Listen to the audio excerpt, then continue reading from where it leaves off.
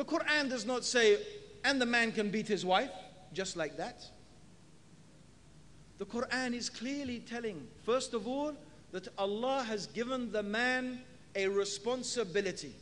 A responsibility to ensure that his family, his wife, his children are following the straight path that leads to Allah, the straight path that leads to paradise and goes away from the hellfire.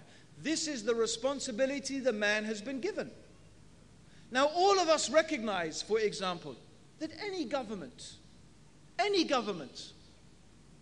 has the responsibility to care for its citizens. Is that true or not? Yes? And does not every government have the responsibility to prevent criminal action? Yes or no?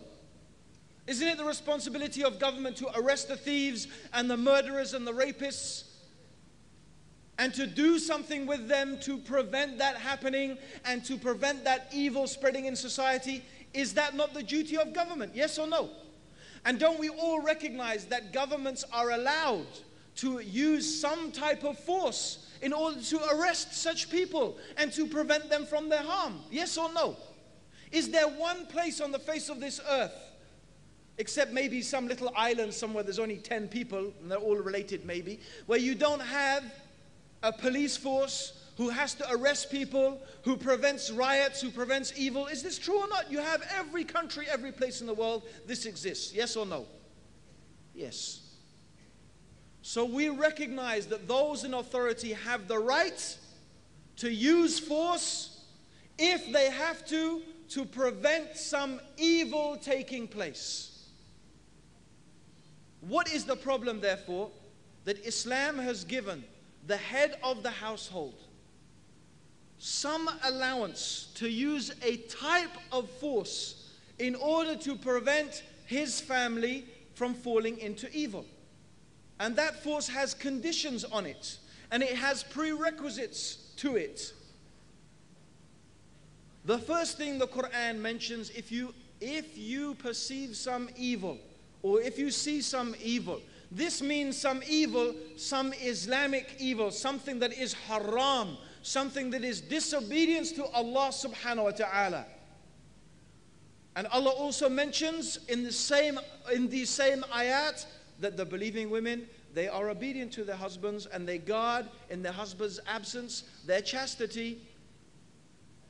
So if someone sees that his wife is going astray or his family is going astray, then Allah has given a system of correction to prevent this crime that will lead to something much worse than prison, lead to the hellfire. First, Allah said to the man to admonish the wife. First, you tell her, like you would tell anyone, giving them dawah, with maw'idah, with a nice exhortation. وَجَدِلْهُمْ بِالَّتِي هِيَ أَحْسَنُ, and explain to them in the nicest way. بِالْحِكْمَةِ, with wisdom. Oh my wife, don't you see that Allah said this? And don't you see that the Prophet ﷺ said that? And aren't you afraid of Allah's punishment? And don't you want Allah's reward? And this is the wisdom and the benefit and the reasons behind this, that you should do this and this and this. So this is the first stage of advising his wife, of exhorting her, of teaching her, of reminding her. If this does not work, then he can take another step. And another step is that he turns his back on her in the bedroom.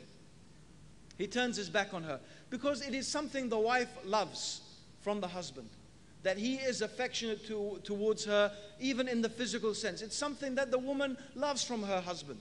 Actually, if the husband is already like a cold fish to his wife, and only, hardly ever hugs her or kisses her, and, they don't even hardly look at each other except, once a month or something like that, then I don't suppose that him turning his back on her is going to have much effect, But this is not how the relationship between the husband and the wife should be in Islam. We are garments one for the other. The Prophet ﷺ used to play with his wives. He used to joke with them. They used to race with each other. They used to take showers. Used to take ghusl together, and him and Aisha would fight to take the water from the bucket. This is Islam.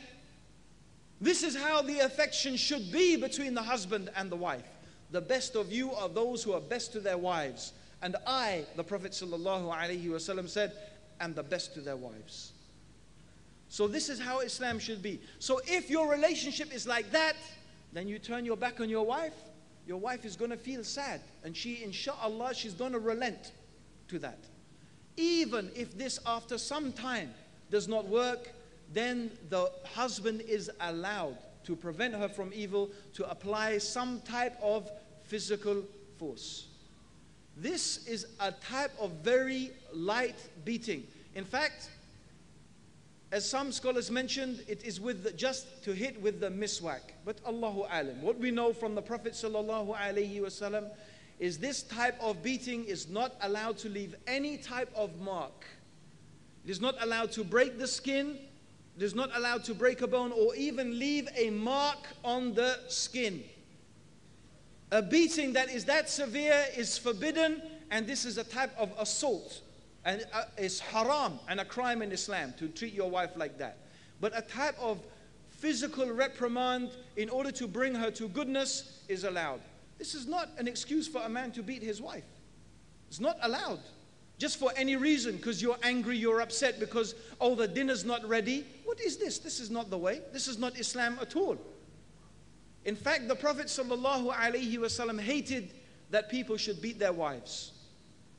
He did not like that people should beat their wives.